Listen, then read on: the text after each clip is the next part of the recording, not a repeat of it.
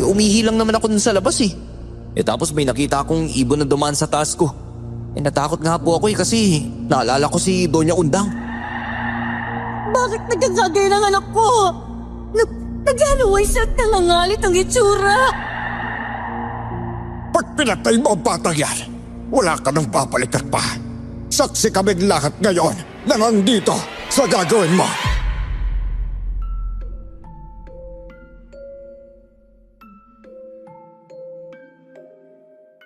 Ang pagtaka sa isang responsibilidad o kasalanan ay hindi nangangahulugang paglutas sa problema. Pansamantala lang itong pinapagaan ang sitwasyon, pero sa huli, kailangan pa rin nating harapin ang katotohanan.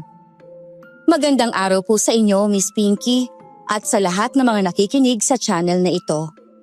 Nais ko po sanang ibahagi sa inyo ang isang kwento tungkol sa pamilya ko noong late dekada 90. Upang lubos po ninyong maunawaan, ako po si Rina at ito ang aking kwento.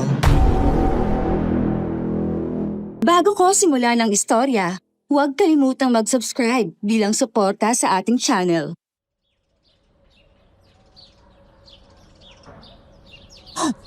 Rina! Nandiyan ka ba? May importante ako sasabihin sa'yo. Rin! Pabukas itong pinto! Bilisan mo na, Rina! Ano ba naman tong si Peter? Ang galing din kong tumiming eh. Hoy, Peter! Nandito pa ako sa banyo. Nagkukusot ng damit. Sandali lang. Hintayin mo na lang ako dyan sa tambayan. Sige, hintayin kita dito ha. Basta bilisan mo lang ha. Importante kasi ito eh. Importante talaga? Ay, ano na naman kaya yun?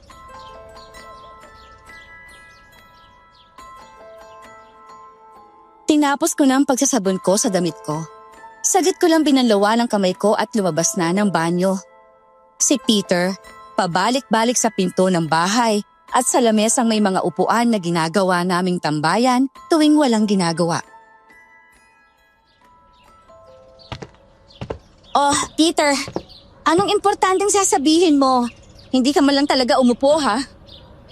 Rina, kasi si Makoy eh. Dinukot siya ng puting van. Pagkatapos, hindi ko na alam kung saan siya dinala. Ha? Dinukot si Makoy ng puting van? Umayos ka, Peter, ha? Wala akong oras sa mga ganitong kwento. Ano ba? Totoo ang sinasabi ko, Rina. Ayon sa mga nakakita, sinakay lang daw siya sa van. Kasunod ng dalawang pang bata kanina eh. Ay, Diyos ko. Sandali lang, ha? Kukuha lang ako ng sombrero sa kwarto. Puntahan natin sila nanay sa sagingan. Kailangan malaman nila agad na nangyari. Akala ko talaga nagpunta na si Makoy doon para tumulong kanina pa. Naku, akala ko rin nandyan siya kasi nabanggit mo nga yun nung isang araw na dapat doon siya matutulog eh.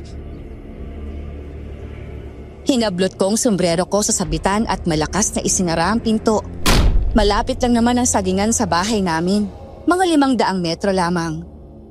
Pwede ko na nga lang sigawan si nanay kung hindi lang rin naman seryoso ang sasabihin ko.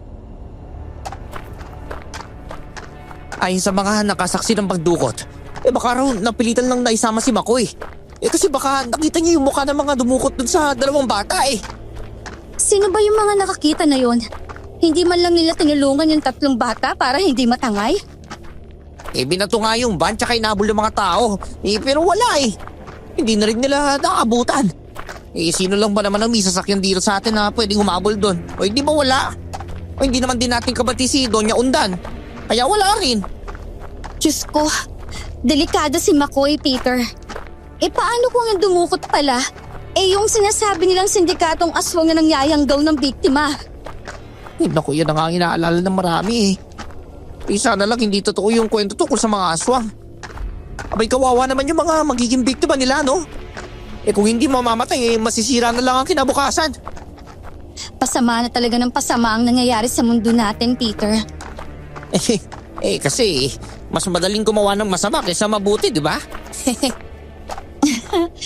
Tama ka nga riyan. Ano na lang ang mangyayari sa mundo kung mas marami ang masama kaysa mabuti? Nakakatakot, di ba? Hindi ko mapigilan ang pag-aalala ko. Dinukot ang kapatid ko. Aswang man o hindi ang kumuha. Nakakatakot at nakakabahala pa rin na nangyaring yun. Pero para sa mga magulang ko, kailangan ko magpakatatag. Oh, ayun na si nanay. Sigurado akong magpapanik siya. Huwag na lang natin siyang biglain, okay? Oh, Rina, akala ko ba maglalaba ka? O bakit nandito ka at si Peter pa ang kasama mo? Di ba si Mark ang pinapapunta ko rito? Nay? Si Makoy po, wala pa rito? Ay nako, kanina pa namin hinihintay yon, pero wala pa. Bakit? Isasama mo sana sa paglalako? Hindi po, Nay. Hinahanap itong si Peter kasi Akala ko naman nandito po. Puntahan ko na lang po saglit si Tatay, Nay, ha? May itatanong lang po ako. Ay, sige po, Tiyang Rosa. Dito muna kami ha.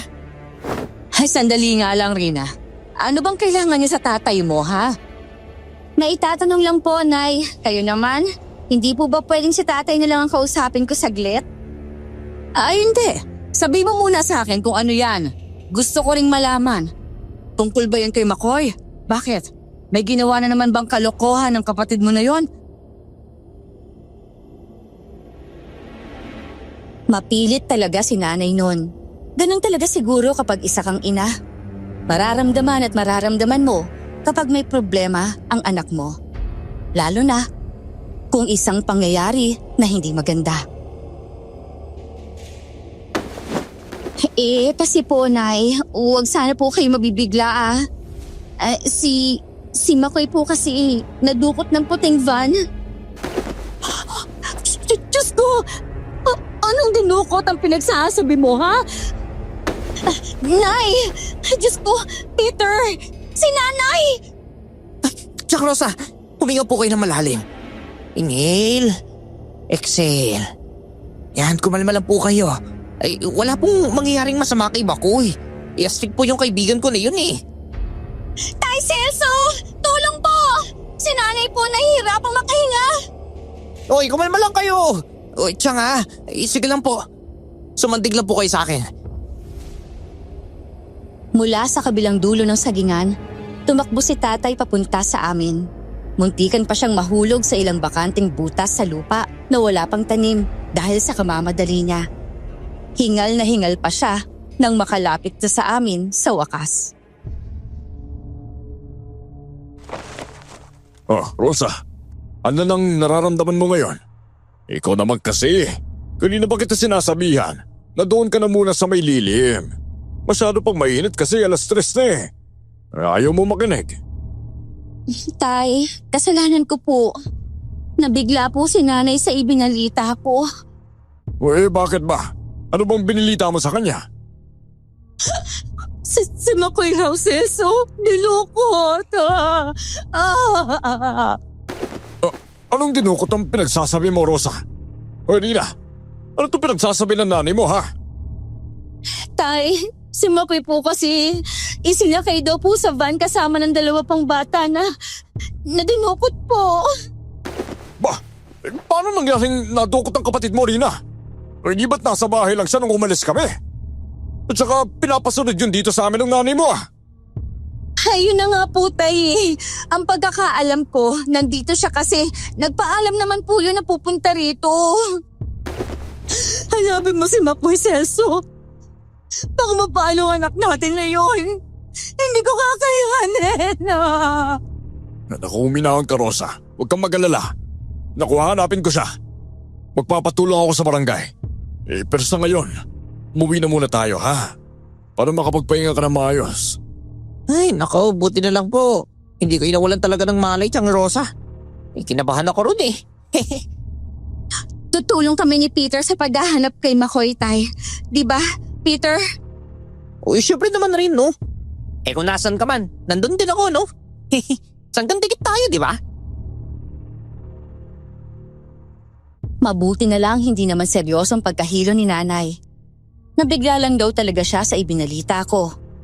Dagdagan pang mainit din sa pwesto niya ng mga oras na yon. Medyo napagod lang rin daw siya sa pagtatanim ng mga saging. Kung ako lang sanang masusunod, ayoko nang nagtatrabaho si Nanay sa sagingan nang ganun pa kahirap. Yun nga lang, yun din naman kasi ang ikinabubuhay namin. Diyos ko, saan kaya pwedeng dinala si McCoy, Peter? Ganito na lang ha. Magtanong-tanong tayo mamaya sa gasolinahan ni Lucio. Nandun yung mga pwedeng daanan at hintuan eh. Kaya imposibleng walang makakapansin kung sakaling dumaan ng lecheng van na yun. Sana naman may nakakita pag nagtanong si tatay sa barangay mamaya. Kasi pula naman pala yung plaka eh. Ibig sabihin, sa gobyerno yun. Ay naku, sana lang talaga. Pero alam mo, may mga haka-haka na eh. Hindi pa lang talaga kumpirmado rin. Anong haka-haka yan? Ang iniisip ko ngayon, sana ayos lang si McCoy kung saan man siya dinala. Pati yung mga bata, sana walang masamang mangyayari sa kanila. Nang masigurong ayos na talaga si nanay, ibinili namin siya kay Chang Sepa na nanay ni Peter. Kapitbahay lang namin sila.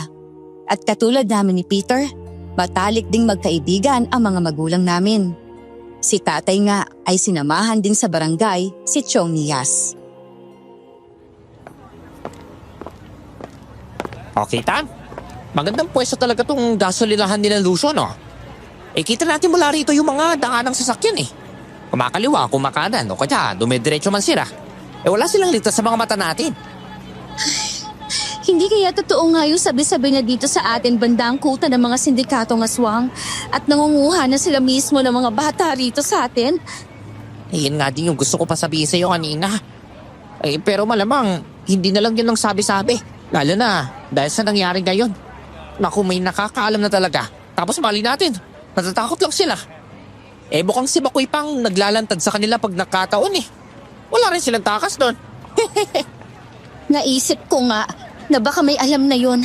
Tapos sinadya lang na magpadukot para makapasok sa sindikato. Dapat. Nagsabi siya sa atin. Kasi delikado masyado ang gagawin niya, no? Tsaka hindi biro mga sindikato tapos mga aswang pa. Kilabot. Iba rin nga ang takbo na utak nun eh. Naalala ko pa nung namatay yung kaibigan niyang inaswang sa ilog eh. Ilang taon pa lang ba siya nun? 15? Kung hindi siya iniligtas ng bata, tsak siyang nakain ng aswang. Naku, lagot na. Baka yun na nga yung pinaghugutan niya ng tapang niya. Alam mo rin kung bakit? Kasi gusto niyang iganti yung kaibigan niya na yun. 20 anyos pa lang ang kapatid kong si Makoy. Masyado siyang makulit kasama. Yung tipo ng kulit na dinadaan sa lambing at panlolokong ginagawa. Palasagot at mahilig ding mga tuwiran. Minsan nga, nakakainis na siya. Pero kahit ganun siya, hindi siya tamad. Hindi rin mareklamo. Sobrang hilig rin niyang makipagbarkada.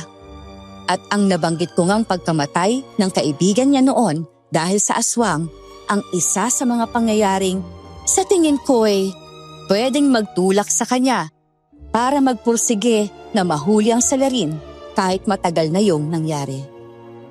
Kadalasan din na mas bata sa kanya ang kanyang mga barkada sa kasalukuyan.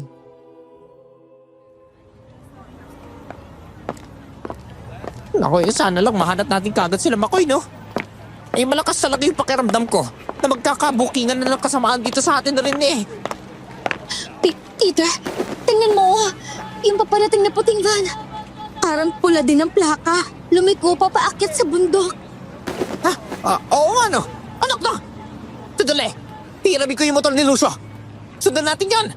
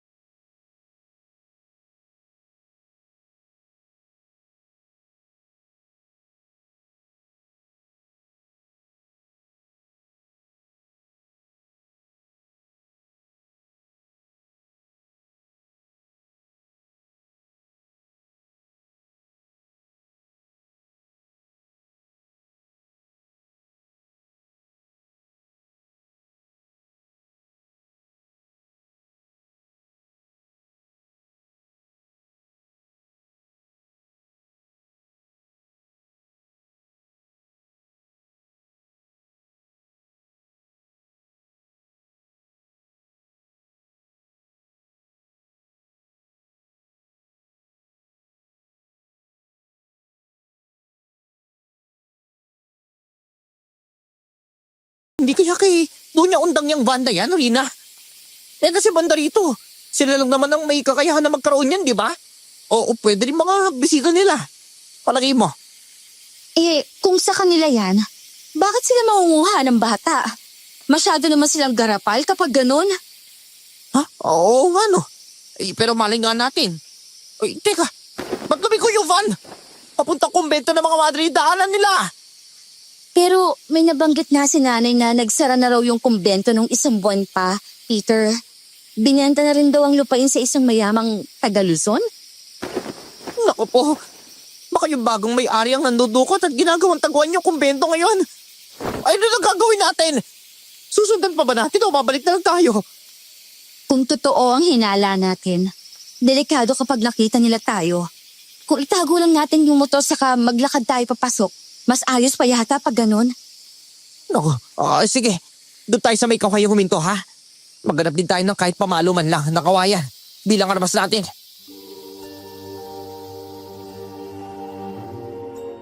Itinago nga muna namin ang motorsiklo sa likuran ng mga puno ng kawayan na nasa tabi ng daan. May ilang putol na mga bahagi rin doon na matinik pa ang tig-isang bilitbit namin sa kabinagtasang daan patungo sa kumbento.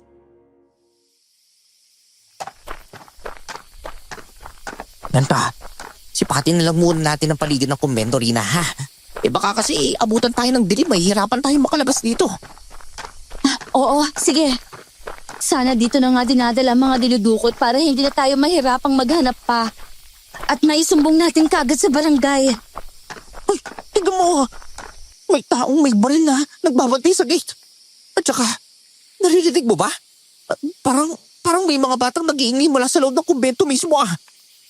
Hindi maganda to, Peter. Baka ito na nga ang kuta ng sindikato ngayon. Ang mabuti pa, ipaalam na natin ito sa tatay mo at sa barangay. Yung natuklasan natin. Hindi naman din natin kayang labanan yung mga bantay para makapasok tayo sa loob. At saka, ang taas niyang padero. Imposible rin namang bakit natin dyan. Sige, tara nang bumalik. Lagot talaga ang mga yan.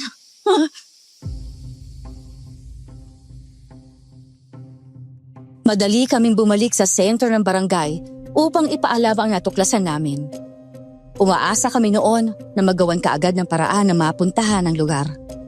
Pero umuwi kami sa bahay na laglag ang mga balikat.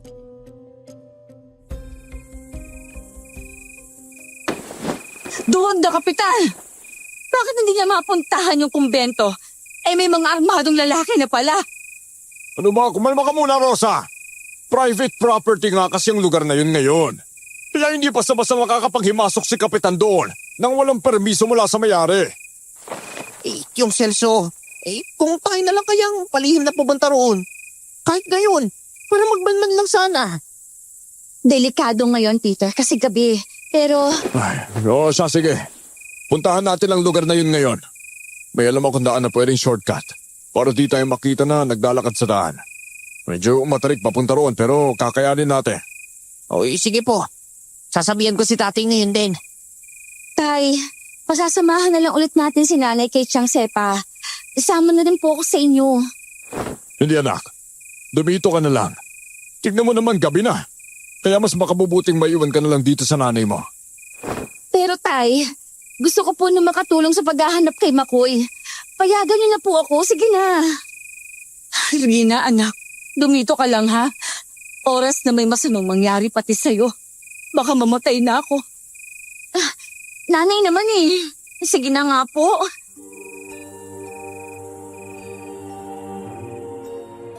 Wala akong nagawa kundi ang magpaiwan sa bahay ng gabing yon.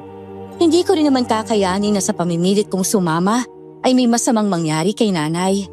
Dahil hindi naman mapakali at masyado pang maaga para matulog, nagaya si nanay na magnobina at Santo Rosario kami. Mahigit 1 oras din yon. Katatapos lang namin noon nang may maulinigan kaming kaluskos sa bandang kusina. Tingnan mo nga rin, anak. At baka yung pusang itim na naman ang tiyong niyas mo yan. Naku, pasaway niya talaga yung pusa nila, Peter. Ang sarap ng lasunin eh. Kapag hindi na ako makapagpigil, lalasunin ko na yan. Ilang beses ko na rin sinabi na yan, ang wag na wag mong gagawin, Rina. Mamalasin ka ng 7 taon kapag napatay mo ang pusa ng Chongniyas mo. Kay nako, Nay, ang gigil ko riyan kapag nangangain ng ulam, no? Sobra pa sa kamalasan. Sasabihan ko nga si Peter na itapon na niya yan. Kakaingis ni. Tinungo ko ang kusina habang nanggigigil sa pusa. Pinailawan ko ang kusina, pero sa halip pusang makita ko, parang bulto ng tao ang nakasandig sa kawayang pinto na naaaninag ko sa labas. Sino yan? Anong ginagawa mo sa likod ng pinto namin? Magsalita ka. Terina! Makoy, ikaw ba yan? Sumagot ka! Ikaw ba talaga yan, ha? Huwag mo akong tinatakot. Ako to, ate. Pakiusap. Pabukas po ng pinto. Diyos ko! Nay! Si Makoy! Nandito na siya! Dali-dali kong tinanggal ang tali na nagsisilbing pansara sa pinto.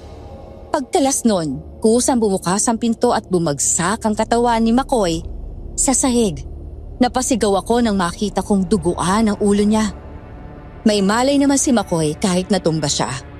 Pagod na pagod lang daw siya kaya hindi na niya napigilang bumagsak pa sa sahig. Pinabangon ko siya noon, saka inalalayang pumasok sa bahay. Diyos ko, Makoy anak, ano ba kasi nangyari sa'yo? May sugat ka pa sa ulo. Nay, pasensya na po kayo kung nag-alala kayo, ha? Pero wag na po kayong mag-alala. Wala po ito. Nauntog lang ako kanina. Ano ba kasi ang nangyari sa'yo? Totoo ba na nadukot ka raw ng puting van? Paano ka naman nakatakas niyan? Saan ka ba kasi dinala? Diyos ko, anak. Pinag-alala mo ako ng husto. Si nanay talaga.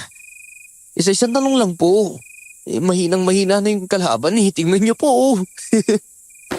Hoy, Makoy ha? Nakuha mo pa magbiro ha? Pati na nga yan si Peter. Nag-aalala sa'yo kaya. Ano ba talaga siya nangyari? Kasi naman po, yung mga nandukot po ng bata, isinama nila ako. Kasi namukhaan ko sila. Pero ang totoo po niyan, binabantayan ko na yung van simula pa ng linggo pa eh. Tama nga naisip namin ni Peter. Pati nung mga nakakitang kinarga na kayo sa sasakyan. Pero, Makoy, saan kayo dinala ng mga nandukot sa inyo? Doon ba sa dating kumbento? Sabihin mo sa akin. Oo ate, doon nga kami dinala. Marami pa mga bata doon Yung iba, halos hindi taga rito. Diyos ko anak. Alam mo ba kung sinong nandudukot sa inyo? At saka, bakit nila yung ginagawa? Oo nga pala. Paano ka nakatakas doon?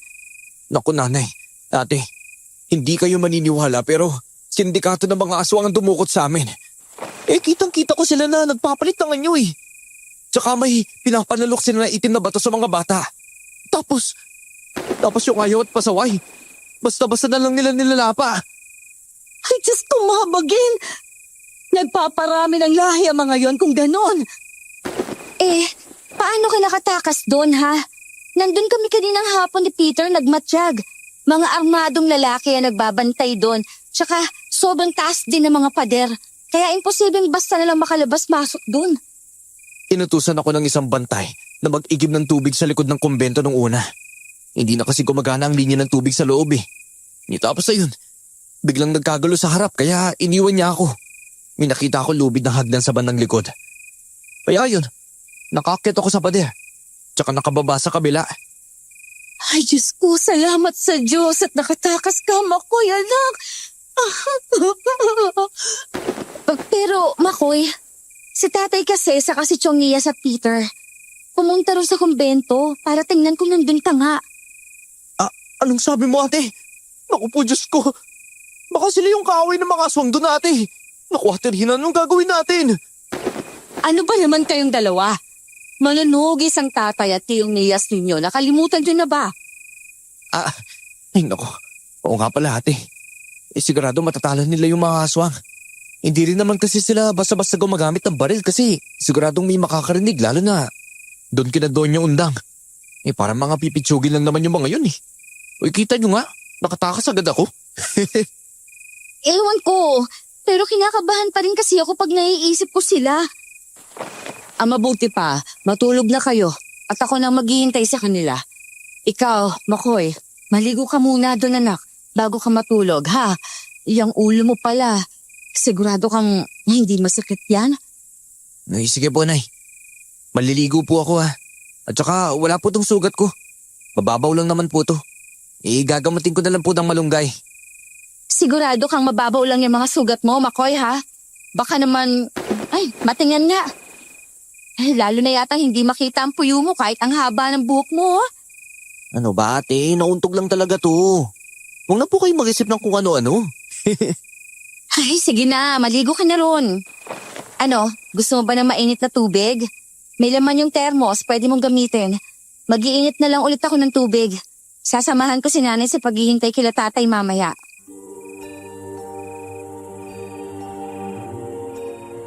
Hindi ko maalis sa isip ang pag-aalala noon kaya naman nagpuyat na rin ako.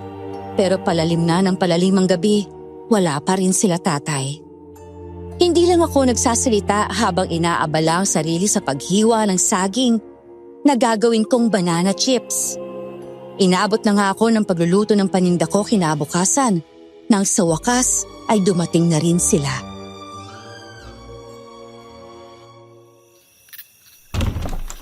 Ay, Diyos ko, ang dami mo rin sugat, Celso. Ay nako. Mabuti nga nakauwi pa kami. Peste mga aswang talaga yun. Pinahirapan kami, nakatakas pa. Pero mabuti na lang. May mga bata kaming nailigtas. Hindi nila madala lahat eh. Ilan lang naman kasi sila. Sa totoo lang. Hindi sila umabot ng 15. Hindi ba, Peter? Opo, Chong. Naku, lagot sa akin ang mga yung pag nagkita ulit kami.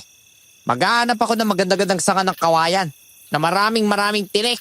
Nga gawin kong pamala sa kanila, mga buwisit. Tay, Peter, salamat sa Diyos, nandito na kayo. May maganda rin kaming balita sa inyo. Nandito na po si Makoy. Naku, salamat naman.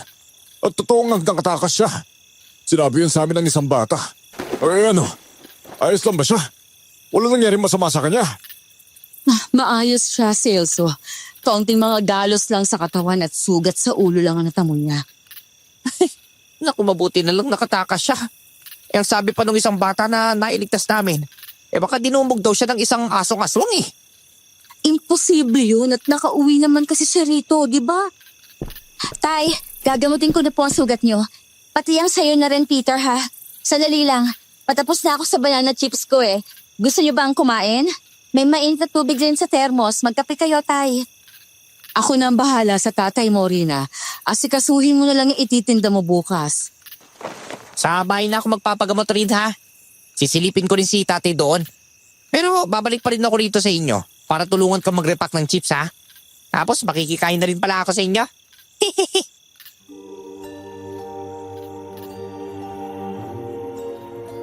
Pinapalamig ko na ang ginawa kong banana chips nung tinawag ako ni Peter mula sa labas.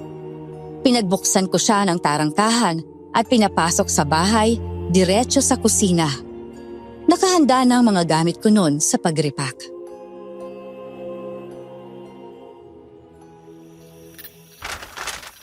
Ay grabe talaga Rina. Hindi ko akalain na mapapasabak kami sa aswang kanina eh. At hindi lang ninyong unang beses ko ha. Pero marami kasi sila para sa akin eh. At saka isipin mo na lang ha. Mula sa gwardya sa gate. May baril na nga tapos aswang pa. Ay tapos ano pa naman namin, di ba? Pero malakas kayong tatlo, kaya nakayanan niyo sila. Lalo ng tatay mo. Siya yung nag-impluwensya kay tatay na maging manunugis eh. Teka, kumusta na pala siya? Yun. May mga pasa at mga kalbot. Pero marami naman siyang napektusan ng buntot ng pagi niya. Yung baon naman niyang katas ng kalamansi. Nauubos siya sa aso na sana kakagatin ako. Naku, buti na lang nakita niya na ako nun. Hindi kasi ako pinasama ni tatay eh. Hindi tuloy ako nakatulong sa inyo. O siya, may iba tayo rin. Si Makoy ba? Talaga bang wala siyang sugat? Galing sa kagat ng aso? Wala ah. Bakit mo na naman natanong yan? Napapaisip lang din kasi ako kung paano siya nakatakas dun sa kumbento. Sa likod daw siya dumaan. May nakita raw siya dung hagdan na gawa sa lubid. Yun daw ang ginamit niya pang akyat at pagbaba sa kabila ng pader. Doon din pala siya dumaan? Siguro nagkasalisi lang kami. Kay tatay kasi yung hagdan na yon. Kaya pala sa labas na namin nakuha. Malamang kasi, sabi niya na magkagulo raw. Iniwan siya na nagbabantay sa kanya habang kumukuha ng tubig. Yun, sinamantala niya na yon para makatakas. Ganun ba? Masarap talaga ng banana chips na to Hoy Peter ha, parang mas marami na yung nakain mo kesa nabalot natin no? Pwede bang sa susunod na ulit ang libre? Malulugi na ako sa niyan eh. Pasensya ka na kaibigan. Nakakagaan ang lobang paggunguyay habang nagkukwentuhan. Salamat ha, lagi kang nariyan Peter. Isipin mo ha, kung wala ka, tapos kailangan kong hanapin si Makoy. Hindi po pwedeng palagi kaming wala ni tatay. Tapos lagi naming iiwan kung kanino si nanay. Ngayon mo lang naisip rin? Ay, sira! Pero oo mas ngayon ko nakikita kung gaano kahalaga na nandyan ka. Ay. Ano yan? Walang iyakan ha? Nako. Uuwi talaga ako pag tumulo yung luha mo. Sige ka.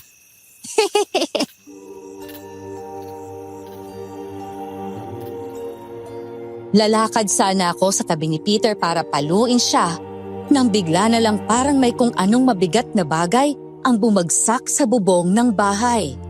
Sinundan pa yon ng mahina, ngunit mahahabang hingal na parang gigil.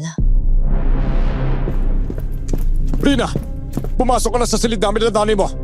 Isingin mo si Makoy. At siyahin mo rin doon. Yung seso.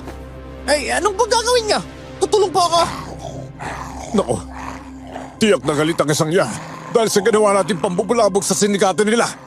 Kahit kumuha ka lang ng asin dyan at samahan mo ako sa labas. Day, aswang po yun nasa bubong. Oo anak, kaya doon na kayo sa silid ng nanay nyo. Rina, sige na, dalhin mo na yan si Makoy doon. Mag-ingat kayo, tay. Muling lumikha ng ingay ang nilalang sa bubong.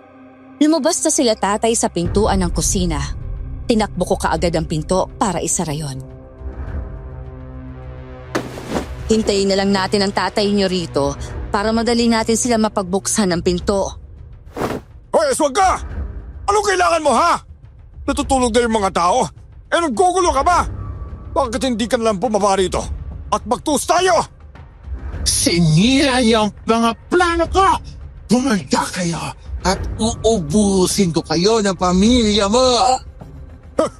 Kami pa ang may ginawang mali kung ganon. Aba, nakakahiya naman pala. Kailan pa ba naging legal ang pandudukot ng bata ha? Nagpapatawa kaya takaswang ka Umalis ka na nga rin sa bubong. Ito ang asin para sa'yo. Umangil ang aswang. Narinig namin sa loob ng bahay ang pagbagsak ng maraming butil ng asin sa bubong. Sinundan ng pagaspas at muli na namang pag-angil. Pagsisisihan niyo ang lahat dahil nakialam kayo sa negosyo ko. Huwag mo kaming tatakutin na bala na swang! Hanggat masama ang ginagawa nyo, hindi pwede magpabaya lang kami. Pamilya man namin o hindi ang biktima nyo. Kapag humingi ng tulong, tutulungan din namin sila. Huwag kayong matapang porque aswang kayo. At mga normal na tao lang kami. Basta alam naming mali ang ginagawa nyo, pipigilan namin kayo. Kaya umalis ka na riyan. Ito ba kasi para sa'yo? Muli na namang umulan ng asin. Sinundan ng malakas na pagaspas ng aswang sabay angil. Natatamaan nun ang bubong at lumilikha yun ng ingay. Humanda kayo. Oras na magkabanggaan ulit tayo. Hindi kayo makakaligtas sa galit ko. Hindi ka rin makakaligtas sa amin, oy! Akala mo kung sino ka eh. Pagganap na lang kayo na matinong trabaho, halimaw.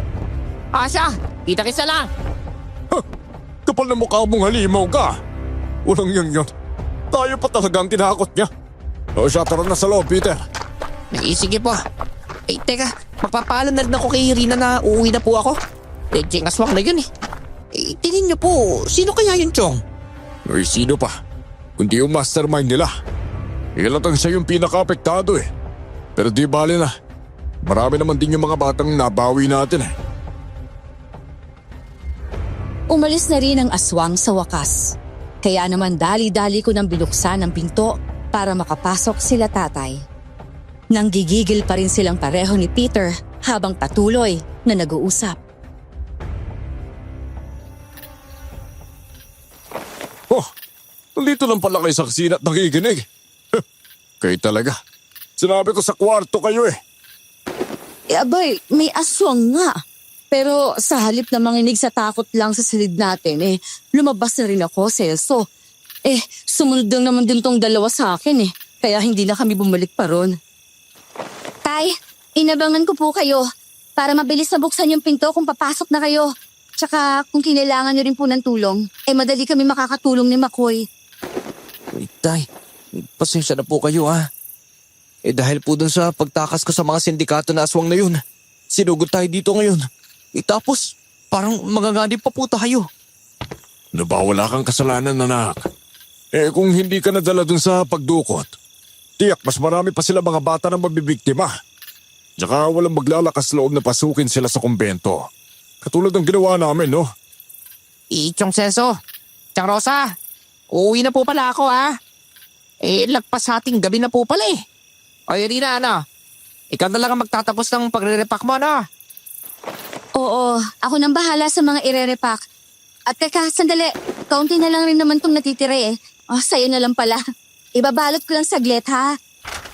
O siya, maraming salamat ulit, Peter, ha? Bukas, kakausapin ko ang tatay mo. Pupuntahan namin si Kapitan sa barangay para ipaalam ang nangyari. Tignan na lang natin kung tama nga yung hula natin. Kung sino ang amo nila. Sumugod pa talaga eh. Medyo pamilyar ang boses niya kahit nag-iba. Sa tingin ko, magdala siya sa kumbento noon pero hindi naman siya madre. Sino hong nasa isip niyo, Nay? Hindi kaya si Doña Undang? Siya nga ang naisip ko. Kasi ang pagkakaalam ko, kilala niya ang bumili ng lupain ng kumbento. Isa rin naman ang pumasok sa isip namin ang makasagupa namin ng mga nasa kumbento kanina. Malamang, nagmamasid lang yun siya mula sa mansyon niya. Nako'y matapang din kasi siya eh. Para kasing hindi lang din naman ang pagiging aswang ang pinanghahawakan niya. Kundi alam niya may kapangyarihan din siya. At yun nga ang pera niya. Pero bistado na siya, Chong. Teka, sasabihin ko po kay Tati ang lahat. Chong Celso ha. Kasi sinanay pa naman ang naglilinis ng mansyon niya.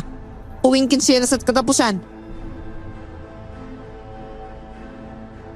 Nang gabing yon, nabuo ang plano para paghandaan ang sakaling pagdating ni Doña Undang sa amin pagdating ng araw. Hindi kasi siya birong kalaban bilang aswang at maging bilang tao rin. Mas pinag-ingat kami ni tatay noon, lalo na si Makoy. Nang sumunod na mga araw, kapansin-pansin ang pag-iwas ng mga tao sa aming magpamilya. Ang mga dati kong suki sa pagtitinda ng mga niluto kong minatamis o mga kakanin, bigla na lang parang nawala ng interes sa mga paninda ko. Dahil doon, hindi ko mapigilang mag-alala na naman. Hindi lang ang pagtitinda kong naging problema ng mga panahon na yon. Kung sinadya man ang pagkakataon o kapalaran na mangyari yon, ang dalangin namin, makayanan naming harapin. Parang gustong umalis ni nanay sa lugar, pero si tatay ayaw naman. Diyos ko, pag nagpatuloy na ganito, wala na akong kikitain sa araw-araw. Hindi na ako makakaipon, kaya paano na lang ako makakatulong sa mga gastusin sa bahay? Hoy, Makoy, gumising ka na nga riyan. Kanina pa sila nanay doon sa sagingan, no? Tapos ikaw, hindi ka pa nakakabangon. Ano bang nangyayari sa'yo? Bigat ang pakiramdam ko, ate. Pag bumangon ako, nahihilo rin ako eh. Ikaw talaga? Bakit ngayon ko na nagsabi, ha? Ang akala ko naman inatake ka na naman ng katamaran dyan. Masalat na yung noo mo. Oh, hindi ka naman mainit, ha? Teka, yung kamay mo. Oh, bakit ang lamig nito? Giniginaw ka ba? Itong paa mo rin, oh. Para kang nagbabad sa yelo, Medyo nilalamig ako, ate. Tapos kaninang madaling araw, medyo nanginginig pa nga ako. Yun ang pagkakaalala ko. Umihi lang naman ako dun sa labas eh. Tapos may nakita akong ibon na dumaan sa taas ko. Natakot nga po ako kasi naalala ko si Doña Undang. Diyos ko naman, Makoy. Sandali, pupuntahan ko lang si nanay. Baka kailangan kang mahipan ng luya niyan dahil nilalamig ka eh.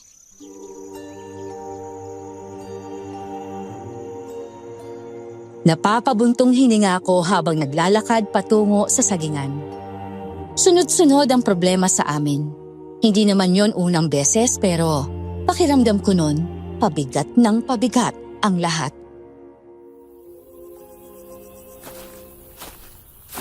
Oh, Rina. Abay maaga ba naubos ang paninda mo at nandito ka na? Hindi pa nga po ako nakakaalis, tay. Itong si Makoy kasi, masama po ang pakiramdam. Tingin ko po, inaswang siya, tay. Sino inaswang, Rina? Ha? Ayan na naman bang nasa harap mong balita sa paglalako mo? Ay, naku! Ba, hindi yan basta nasagap lang, Rosa. Hindi ba kasi Makoy ang inaswang talaga? May napansin daw po siyang ibon na dumaan pag-ihi niya ng madaling araw. Tapos, nilamig na siya pagkatapos. Ay, Diyos ko, Seso! May kaugnayan kaya lahat ng ito dun sa babala ng aswang? Sa malamang. Pero kung meron man, hindi ko palalagpasin talaga to. Ay, nako. O siya, tara na munang umuwi. Kung sakaling kailangan ni Makoy na ipagamot, pupuntahan ko kagad si Lola Sitoy. Rina, anak, may 5 puno pa ng saging ang hindi pa naitatanim. Tapusin mo muna bago sumunod sa amin, maliwanag. Pasensya ka na, ha? Sa halip na maglalako ka na eh. Si nanay talaga. Parang ito lang eh. Hindi naman po kung anong gawain lang ang inuutos ninyo, kundi para sa kabuhayan po natin, ano? Mabilis lang po to, Nay. Ako na pong bahala. Pinintahan ko 5 puno ng saging at tinaniman ko mga natitirang butas na nandoon. Natawa ako sa naisip ko. Kung yung mga saging sana na yon mag-magic at dumami, makakabenta kami ng marami. Baka yumaman din kami katulad ni Doña Undang. Magbabayad kami ng maraming tao para magbantay sa barangay para hindi na sila makakapampiktima pa.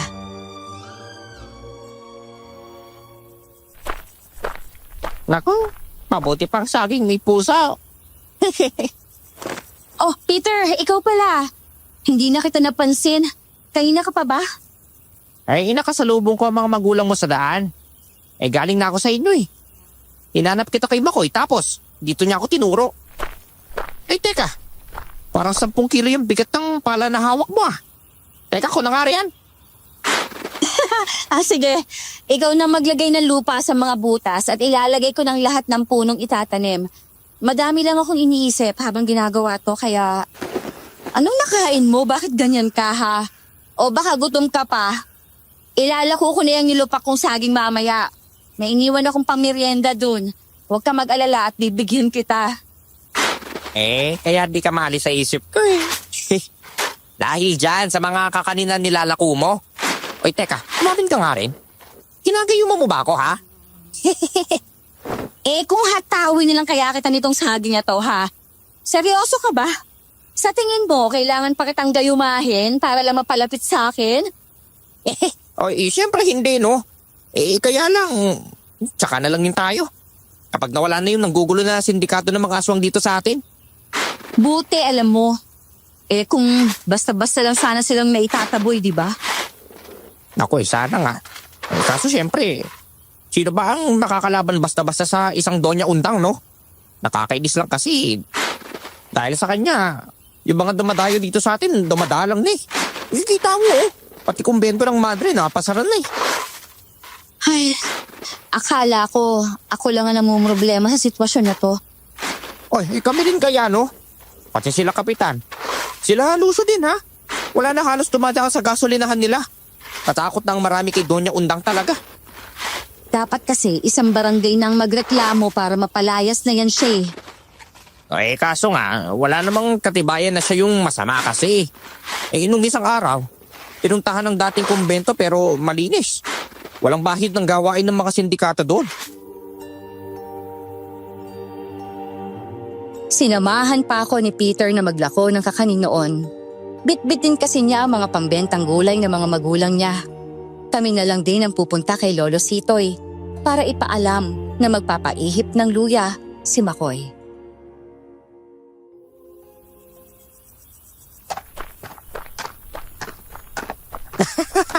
Tignan mo, si Lolo Sitoy rin, oh. Ang late na tao, tapos ang lisi kumilos kahit matanda na. Mula nung nagkaisip tayo hanggang ngayon, ganyan na yun, di ba? Buti pa siya, malamang walang pinoproblema. Baka mamaya kahit 50 pa lang tayo eh, lolo at lola nang itsura natin ano. At buti kung aabot din tayo sa ganung edad. Tingin mo ba, Peter? Grabe ka naman dyan, Ray, no? Kahit tumabot lang tayo ng 80, ano ka ba? Lola Sitoy, magandang araw po. Mukhang marami po kayong ginagawa ah. Kayong dalawa pala. Kanina ko pa nararamdaman na may tao sa paligid pero hindi naman nagsasalita. Kaya hindi ko rin pinansin. Ano nga atin, ha? Namamangha po kami sa sigla at sipag ninyo, Lolo Sitoy, kaya nawili kami pagmasdan kayo saglit. Kasi naman kung higakain lang ang gagawin ko, mas madali akong mapapagod nun, no? Tapos hindi rin naman ako dinadalaw ng atok. Grabe, ibang klase talaga kayo, Lolo. Sayang lang, walang nagmana sa inyo, no? Hindi ko na pinoproblema yan. Sa tanda ko ba naman na ito, Kami po sa bahay may problema. Kaya po naparito kami, Lo. Magpapaihip po ng luya yung kapatid ko po na si Makoy. Yung kapatid mo na nadukot. Bakit ano nangyari sa kanya? Dapat kasi noong nakauwi siya, pagkatapos madukot nilapit nyo na rin sa akin. Nilalamig po kasi, Lolo Sitoy. Ngayong araw lang din naman kasi sumama ang pakiramdam kaya ayun po. Papahipan daw po ng luya sa inyo. Kamo, mamayang hapon pa ako pupunta. Tapos doon na ako magpapalipas ng gabi sa inyo, ha? Para hindi ako mahirapan sa daan. Kung ngayon kasi ako lalakad di ko pa matapos ang ibang gawain ko. Baka'y napakadilim na ako makauwi. Ayaw ko na tong magpabukas pa. Sige po, Lo. Sasabihin ko na lang po kila nanay na mamayang hapon po kayo pupunta. Siya, magpapadala na lang muna ako ng mga halamang gamot na ilalaga at ipapainom sa kanya, mabuti pa.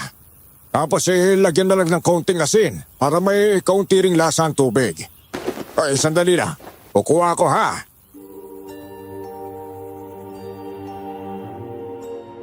Inabutan kami ni Lolo Sitoy ng mga dahon na inilagay niya sa supot. Binigyan ko naman siya ng natirang linupak na dala ko. Medyo malayo sa kabiasnan ang kubo niya na malapit pa sa burol. Pababahan na kami ni Peter noon nang may mapansin kaming 3 tao na mukhang papunta rin kay Lolo Sitoy. Makakasalubong dapat namin sila, pero bahagyang lumihis ng daan ang mga ito.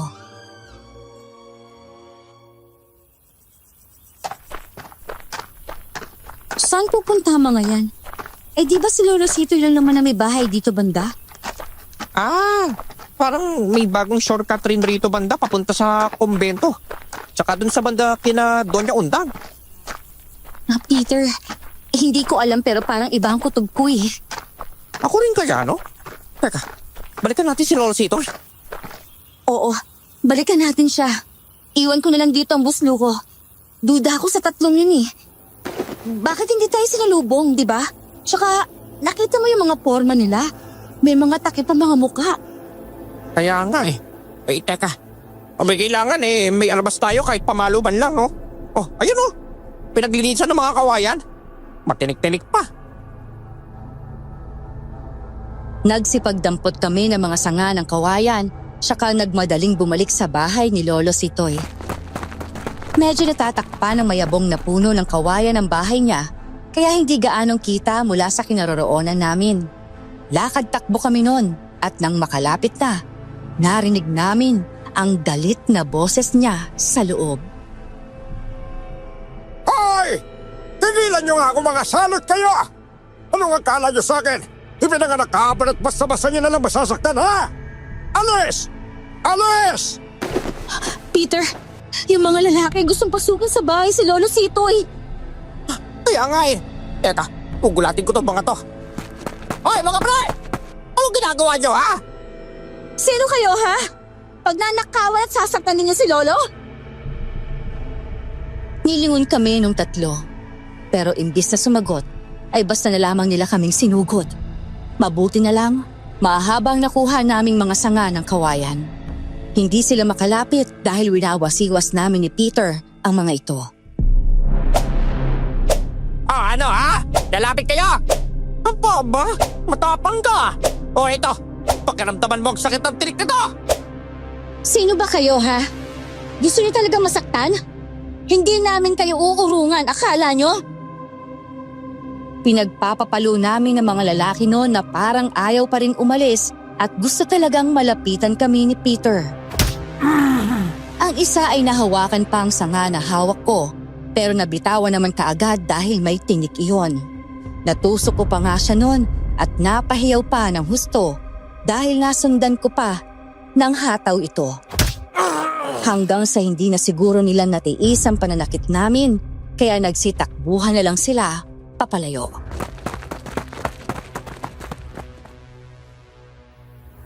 Naku eh, talagang nagtatapang ng apog na mga aswang na yun, ah!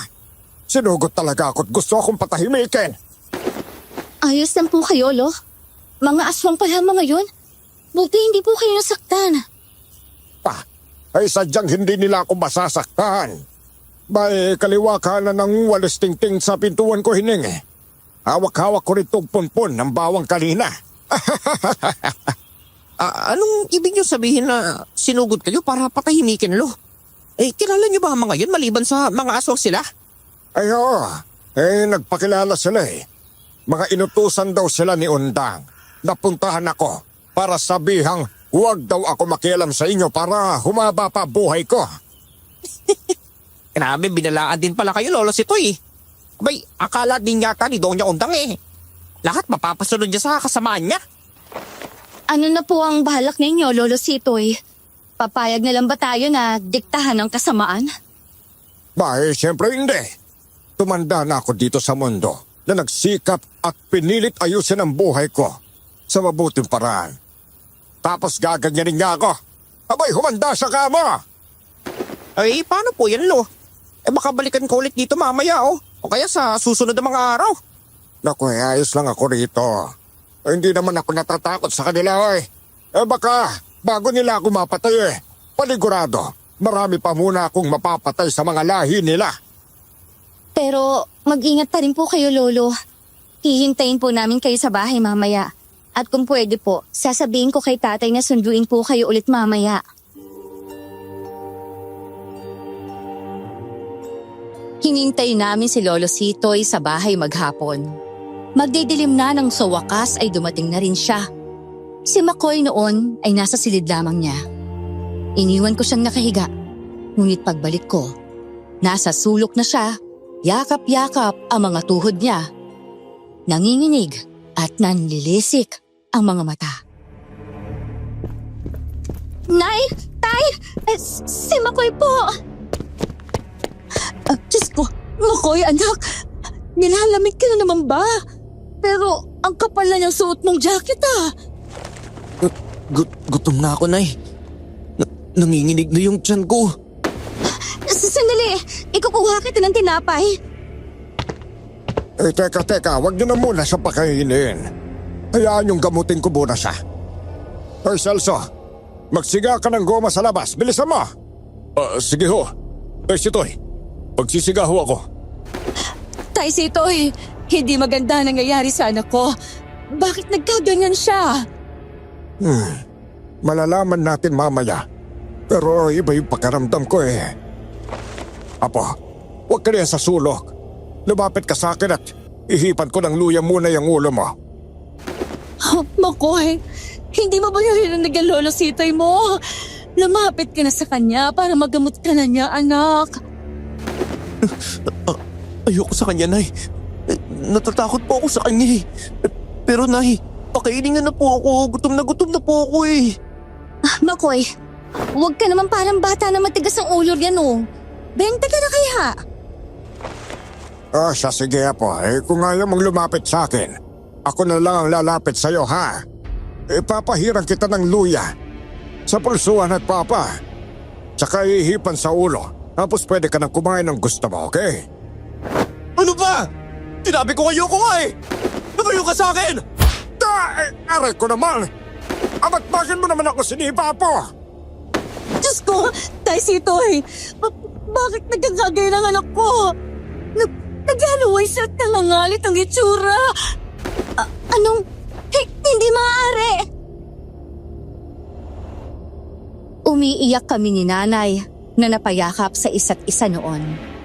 Nadatnan kami ni tatay sa ganong sitwasyon at mabilis naman siyang kumilos para pigilan si Makoy sa ginagawa.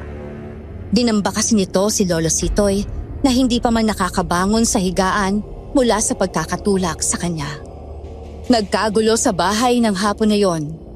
Pati sina Peter at Tiyong Nias ay napasugod na rin. Nahirapan kasi kaming pigilan si Makoy sa pagwawala niya. Nabalya na niya si tatay sa pinto kaya pinagtulungan na namin siya.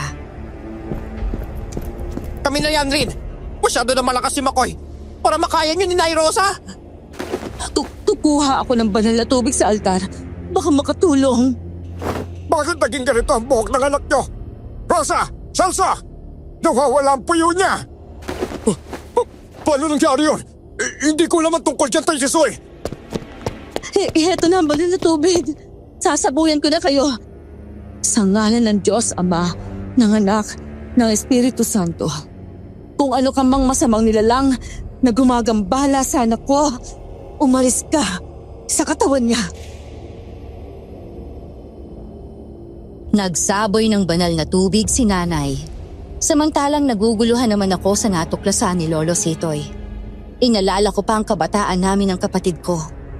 Madalas ko siyang kunan ng lisa noong bata siya kasi mabilis humabang kanyang buhok. Pero hindi naman siya nagsusuklay ng maayos. May puyo siya noon pero hindi gaanong halata. Madalas na ring paikliin ang buhok niya nang magbinata na siya. Hanggang magtapos ng high school, saka pa lamang siyang nagpahaba ng buhok hanggang sa kasalukuyan. Hindi ko na rin nabusisi ang buhok niya, maliban na lang no umuwi siya mula sa pagkadukot sa kanya.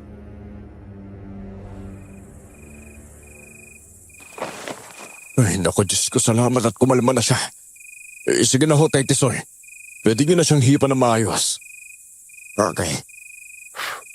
Ayos na. Nahihipan ko na. Ay, Rosa, ang tanong ko ulit, bakit walang puyo itong anak mo? Alam mo ba ang tungkol dito? Tay Sitoy, simula nung magbinatayan si Makoy, hindi na ako nakahawak ng buhok niyan. Kahit ako ganun din, Tay Tisoy eh. Hindi naman na kasi akong tagagupit niyan simula nang magbinataan eh. Ikaw, Peter, may napansin ka sa buhok ni Makoy noon? Wala rin eh. Madalas naman kasi siyang nakasombrero. Lalo na bonnet. Di ba? Ito, kumalman na siya. Alam na niya at nang gumagawa nito sa kanya na natuklasan na natin ang ginawa nila. Makoy, anak. Kumusta na bang pakiramdam mo? Sabihin mo sa amin kung merong hindi maganda sa'yo, ha? Nay, nakagat po kasi ako ng aso sa ulo sa kumbento. Tumakas ako eh. Anak nang, bakit tingin mo lang sinabi sa amin, anak? Hindi sana'y napagamot ka na namin noon pa. Ano ba naman yan? Diyos ko naman, Makoy. Bakit itinago mo sa amin yan? Ha? Tinanong ka naman, ha? Teka, huminahon kayo. Walang magagawa yung pagsisisihan ninyo. Nandito na to eh. At saka, meron ka pa bang hindi sinasabi, ha? Natakam po kasi ako sa pagkain, Lolo Sitoy. Ilang madaling araw na po na nagigising ako na parang uhaw na uhaw eh. O di kaya lumalabas pala ako ng bahay na hindi ko alam. Hindi ko na po talaga alam eh. Diyos ko, lumabagin! Anong klaseng asong kumagat sa anak ko at ganyan na nangyayari sa kanya? Tayo sito eh. Shh! Teka. Nakatikim ka na ba ng dugo kung ganon, ha? Makoy? Hindi po, Lola Sitoy.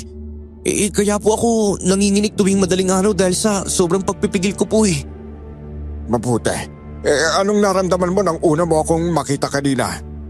Natakot po ako pero alam ko po na kayo pong makakatulong sa akin kaya sumiksik na lang po ako sa sulok. Medyo nalito lang po ako noong naging mapilit na po kayo. Kaya ayun, nadumog ko po kayo, Lolo. Pasensya na po. Siya, naiintindihan ko na.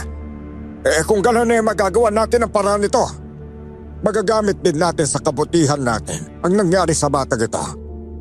Tingin ko siya ang instrumento para matapos na ang kahibangan ni Undang na salot ng lipunan. May mga ritual na ginawa si Lolo Sitoy sa kapatid ko noon. Hindi raw kasi ordinaryong paraan ng pagyanggaw ang nangyari kay Makoy. Kahit gusto raw ng gumawa nun na maging kalahi ng mga ito ang kapatid ko, ay may kung ano sa kanya na lumalaban kaya hindi siya nagiging masama.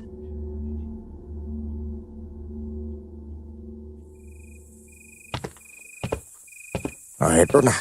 Nakatulog na rin siya sa wakas. Paggising ulit niya mamaya, paiinumin natin siya ng nilagag manunggal. Susuobin din natin siya para pagpawisan siya at mailabas kasama ng pawis ang nararamdaman niyang masamang enerhiya sa katawan niya. Grabe, walang hiyang aswang talaga yon. Umanda sila.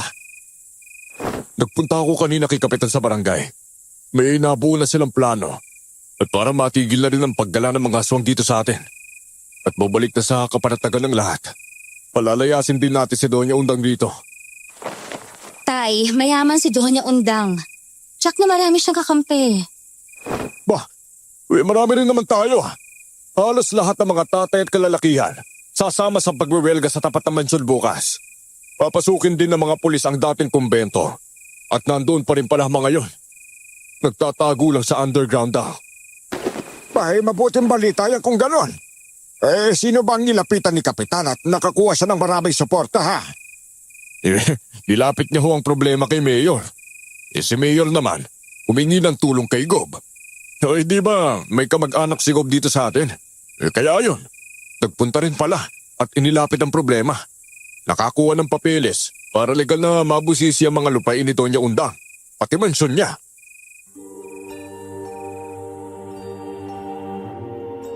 Nag-uusap-usap pa rin kami roon nang bigla na lang may malakas na sigaw mula sa bahay ni na Peter.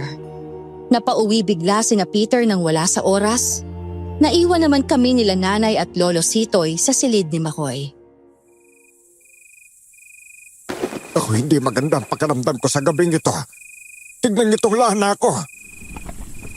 Kumukulo po ang lana niyo, Lolo. May aswang sa paligid.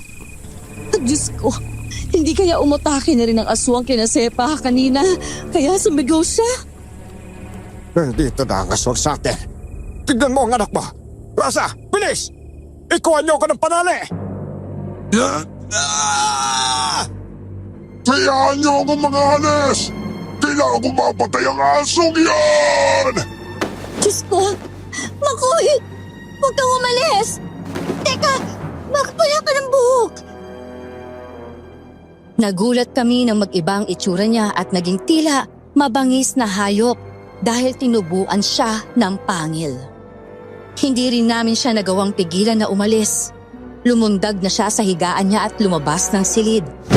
Sa pagitan ng pag-iyak noon, inusisa ni nanay si Lolo Sitoy.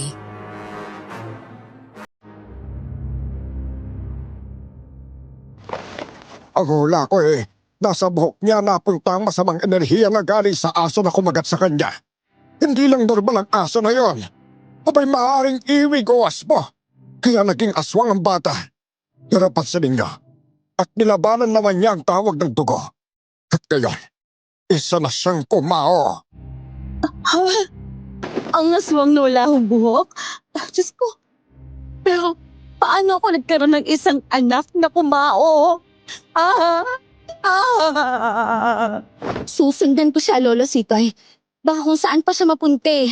Sigurado, hindi pa siya nakakalayo. Nako, magdala ka ng panlaban sa aswang! Rosa!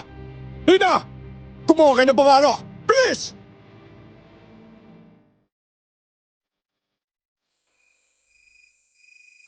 Nasa lubong namin si Makoy sa labas. Natumba siya. Ay napigilan namin. Nawala na siya ng malay basta-basta pagkatapos. Diyos ko, mabuti na lang at napigilan niyo siya. Ay, tara! Ihiga niyo sa saigaan niya. Ikuha niyo ulit ako ng baga. At maglalagay ako ng insenso sa ilalim ng karte niya mismo. Ito na po ang panali. Tay, sandali. Gagawa rin ako ng apoy. Uy, kumalma ka lang rin. Tutulungan na kita. Paruot parito ko ng mga sandaling yon. Mabuti na lang kasama ko si Peter na nakaalalay sa bawat galaw ko. Naiiyak ako pero pinipigil kong pagtulo ng mga luha ko. Masakit na rin sa lalamunan na parang gusto kong sumigaw.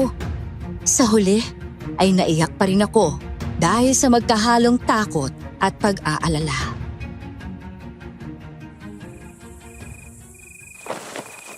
Inatake ng aswang sila nanay. Buti na lang alerto sila. At ang mga kapatid ko. Nakapagsaboy sila ng asin tapos may buntot pagi si nanay. Kaya hindi sila nalapitan. Sa inyo umatake ang aswang. Dito sa amin naging aswang ng kapatid ko. Kita mo yung buhok niya. Natuklap ni. Ba't ganoon, Peter? Bakit si Makoy pa? Ano ka ba? Huwag kang panghinaan ng loob rin. Sigurado ko may dahilan kung bakit nangyari ang lahat ng ito eh. Basta ang mahalaga. Mukhang hindi nananakit ng tao si Makoy. Malay mo nga, siya nga pala yung panlaban natin sa mga aswang, di ba? Kumbaga, magiging kakampi din natin siya. Kahit magiging kakampi siya, magiging delikado pa rin ang buhay niya, Peter. Kaninong buhay nga lang ba ang hindi nasa delikado ngayon? Di ba? Kaya ito na lang, lakasan mo na lang ang loob mo. May laban tayo sa mga aswang na yun. Basta magtiwala ka lang. Nang gabing yon, halos hindi kami nakatulog. Kahit si nanay na pinilit naming umidlip, dilat rin at hindi umaalis sa tabi ni Makoy. Hindi pa siya nagigising hanggang sa mag-uumaga na.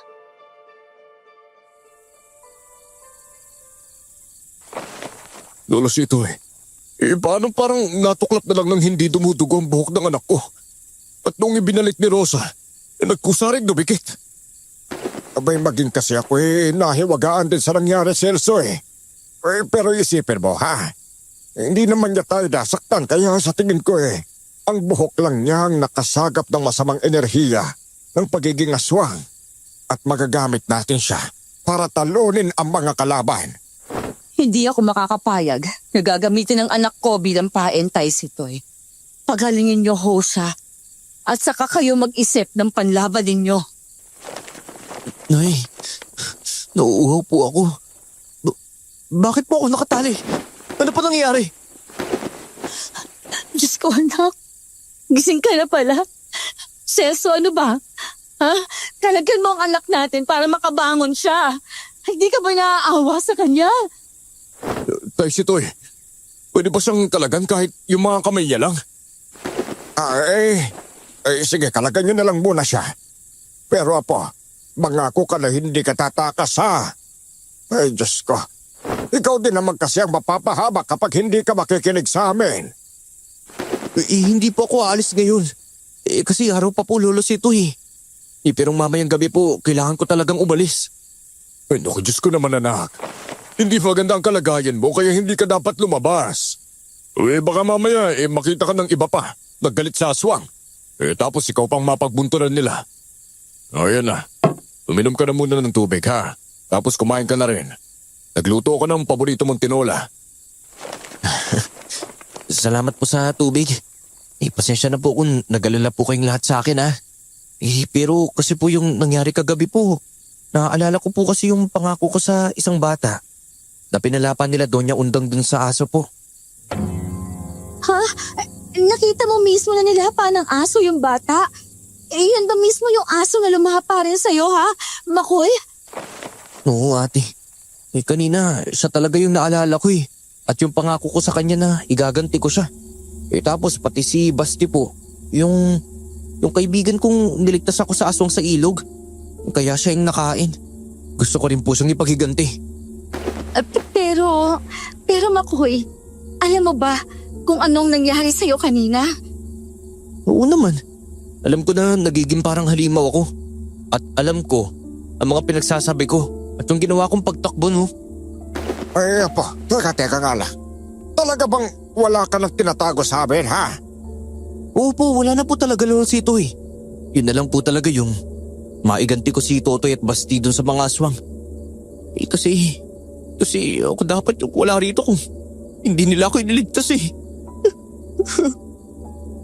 Ay, tama na. Huwag nang iiyak. Naku, Diyos ko. Itong anak niyo, Rosa, Serso, napakaraming itinatago. Nayanggaw na't lahat eh. Pero pansin ko nga eh, hindi mabigat na enerhiya ang bumabalot sa'yo, Makoy-apo.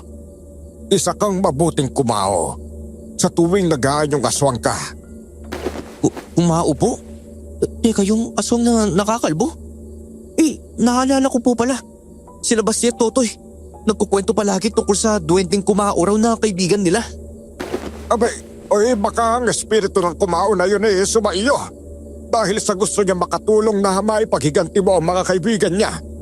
Siguro ay nakita ka niya bilang bata na kayang maging mabuting kumao. Kaya siguro ka naging kumao nang makagat ka ng aso. Kung ganun nga po, mas gusto ko na pong makatulong lalo. Nay, pakiusap naman po, payagan niyo po ako. O siya, sige. Tsaka Rosa, hindi ko pababayaan ang anak natin. Pangako yan. Salamat po. Basta mamayang gabi po, sundan niyo po ako kung saan ako pupunta ha. Ituturo ko po ang pinagtataguan nila. Ipinaalam din ni tatay sa barangay ang balak ni Makoy. Hindi pwedeng hindi dahil ayaw pumayag ni nanay na iilan lang ang kasama sa binabalak niya.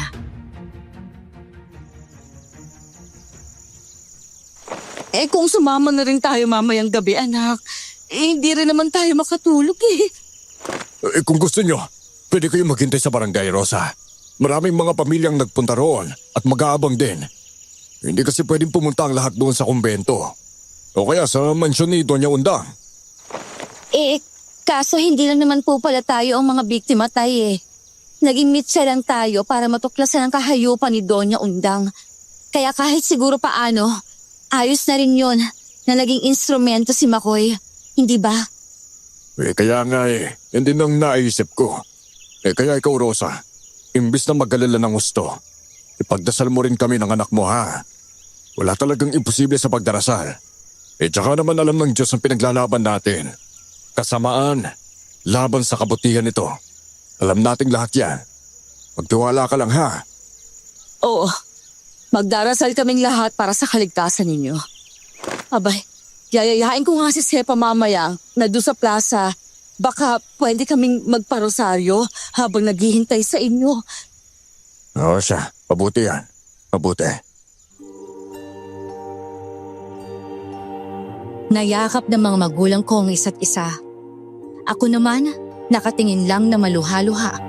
Siya namang paglabas ni Makoy mula sa silid niya.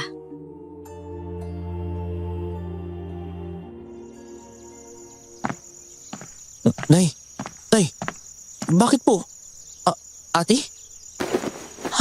Makoy, anak, halika nga rito.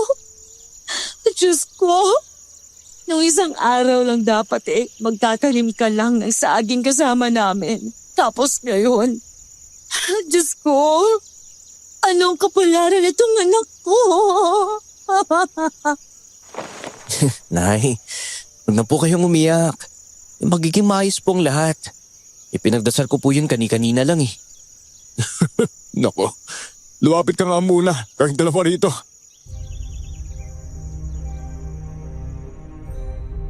Hindi namin mapigilan ang mag-iyakan ng sandaling yon. Simple lang naman ang buhay na pilit naming iniraraos sa araw-araw. Ngunit siguro, sinusubok talaga ang katatagan ng aming munting pamilya. At hindi solusyon ang pagtakas, kundi ang pagharap sa problema. Naghihintay na kami sa pagpapalit anyo ni Makoy ng hapon na yon. Pinalulubog na lang namin ang araw. Nakahanda na sila tatay para sundan siya.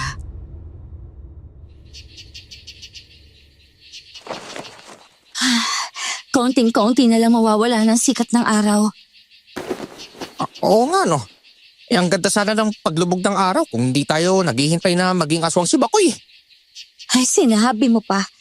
Sana sa susunod na pagtanaw natin sa paglubog ng araw, hindi na buntong hiningang pakakawalan mo, kundi tawa. O ka ba, darating tayo riyan. Yan mo. Pag natapos na to, hindi lang paglubog ng araw ang panonoorin natin, kundi pati pagsikat din.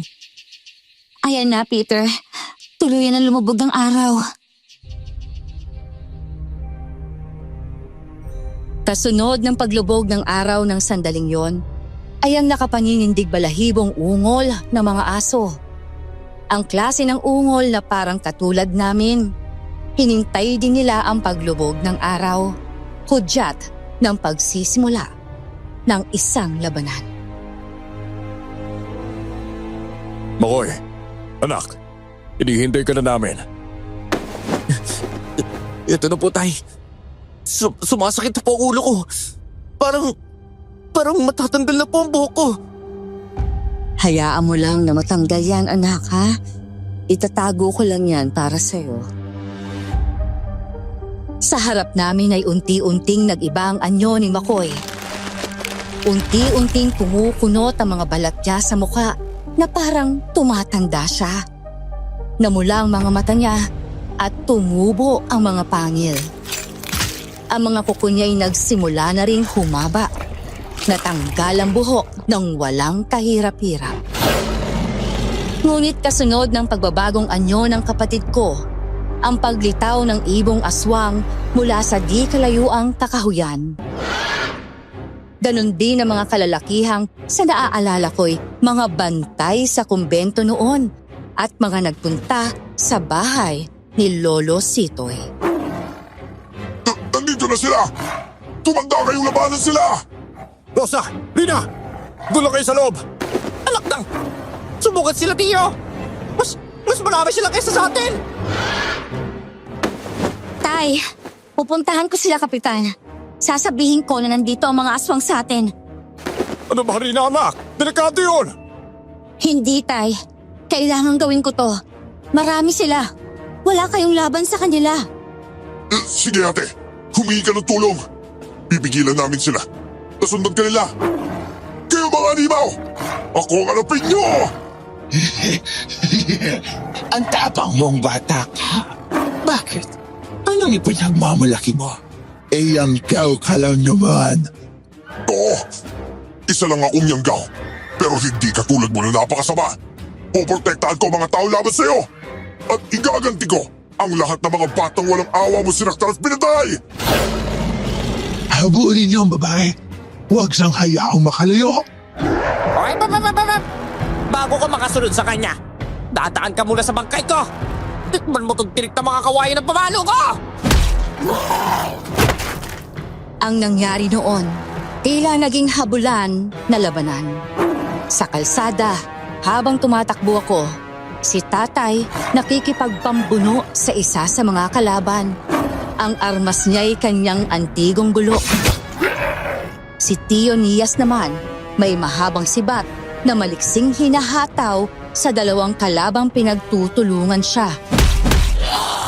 Si Peter noon, naiwan kasama ng isang aswang.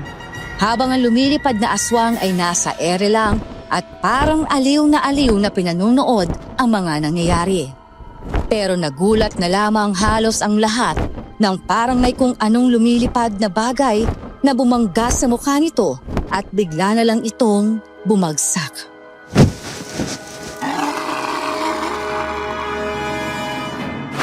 Hindi habang buhay, mamamayagpag ang kasamaan mo doon niya undang. Ngayon, eto lang katapusan mo! Hindi! Bakit may mga buhok na gumagapo sa akin? Ibig sabihin nito, Ang buhok na yan, yun ang magiging katapusan mo! Walang hiya kang aswang ka. Mayaman ka na. Pero hindi ka pa makontento. Ngayon, magdildil ka ng asin. Umangil ang aswang noon nang mabuhusan ni nanay ng asin na tangan-tangan nito habang nakasunod sa amin. Pati si Tia Sepa ay naroroon na rin pala, dala ang buntot pagi. Patuloy naman ang labanan ng mga kalalakihan hanggang sa may matanaw akong nagliliwanag ng mga sulo.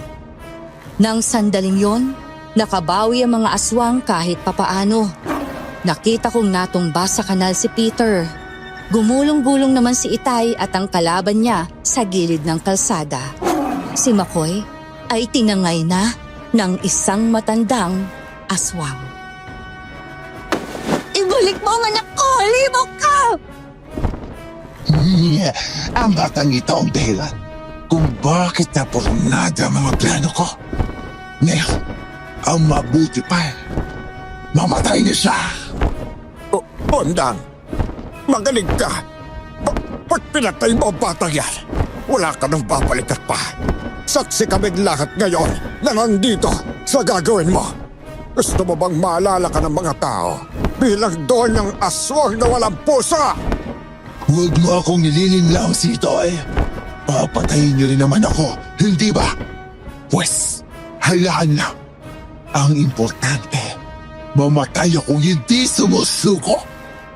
Kung gano'n, sige. Mamatay ka hanggat gusto mo!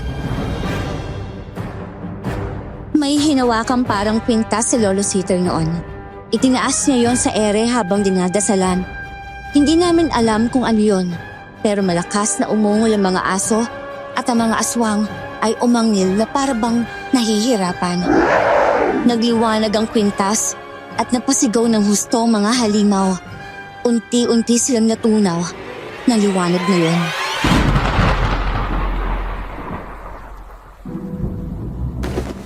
Ay, Diyos ko! Umubra mo dyan ng sakin sa wakas. Nalipoy niya ang mga halimaw. Lolo Sitoy, madutong ba po kayo? Ayos lang ako, Apo. Malapit na rin naman ako mamahinga ng tuluyan. Pero masaya ako.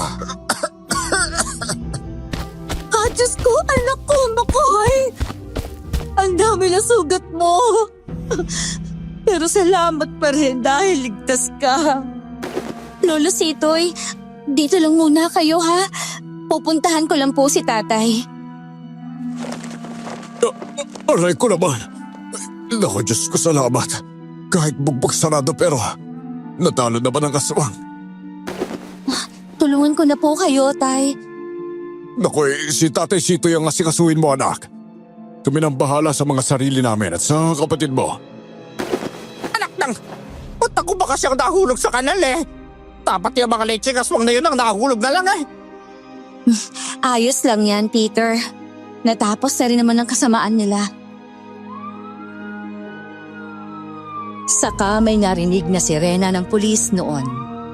Galing pala ang mga ito sa kumbento at unang hinalughog pala ang mga lugar ni Doña Undang. Kaya pala nasa paligid na namin noon ang mga ito dahil hindi na pala magawang makauwi.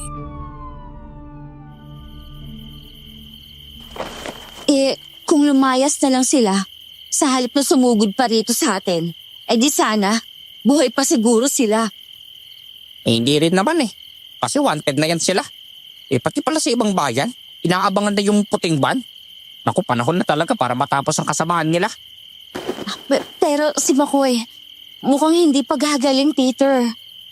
Kakala ko ba ginagamit siya